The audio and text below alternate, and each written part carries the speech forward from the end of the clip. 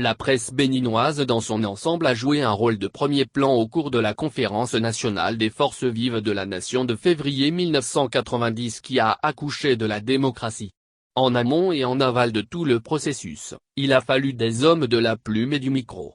Un succès à leur actif. Du 19 au 28 février 1990, s'est tenue à l'hôtel PLM Al Joe de Cotonou, l'historique conférence nationale des forces vives de la nation.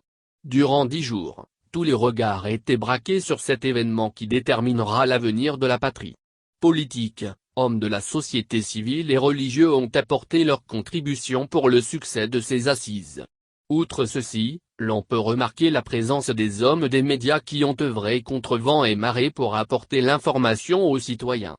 Calepin, stylo, micro et caméra en main, ils ont été d'un grand appui pour la réussite de cette conférence qui a débouché sur la démocratie, le multipartisme intégral et le libéralisme économique. Témoin de ces assises, ancien journaliste et ancien directeur général de l'Office national d'édition de presse et d'imprimerie, ONEPI, aujourd'hui à la retraite, Noëlla Abada évoque les temps forts de cette conférence et l'important rôle qu'a joué la presse tant publique que privée dans la réussite de ces assises.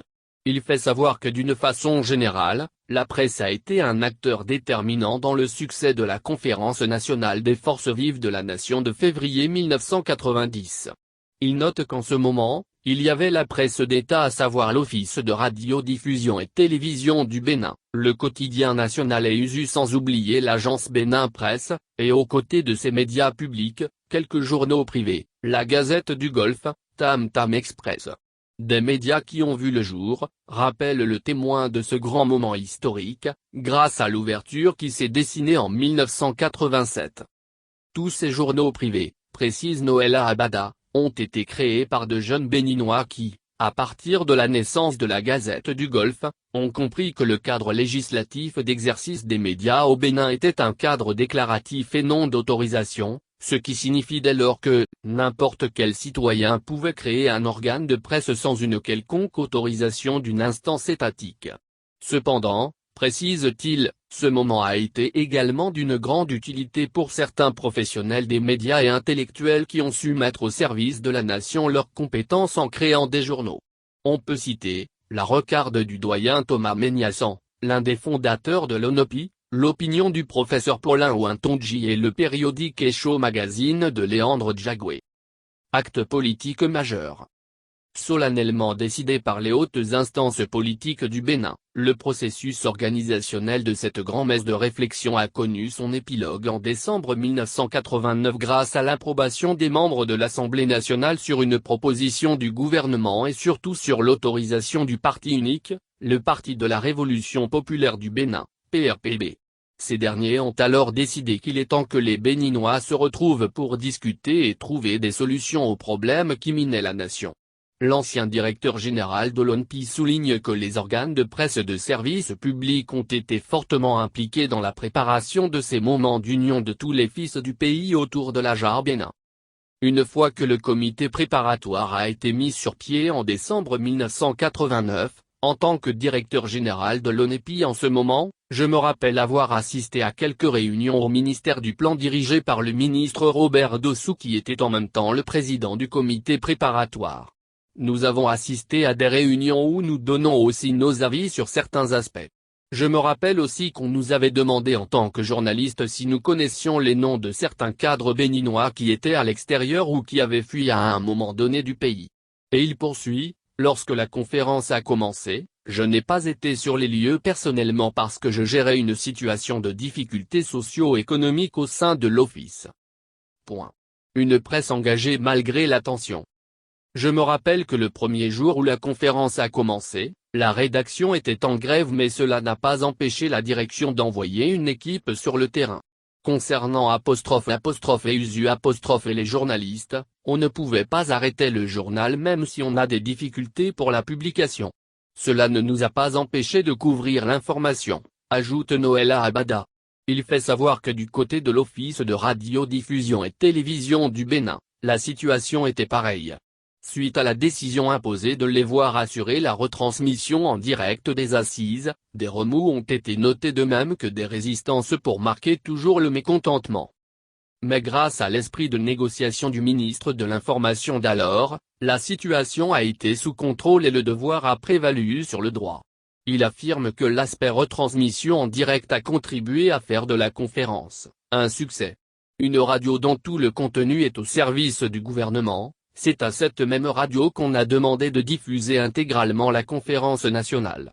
Ce qui veut dire que dès l'ouverture de la conférence à 8 h jusqu'à sa fermeture, afin que tous les citoyens de ce pays suivent ce qui se passe, précise-t-il.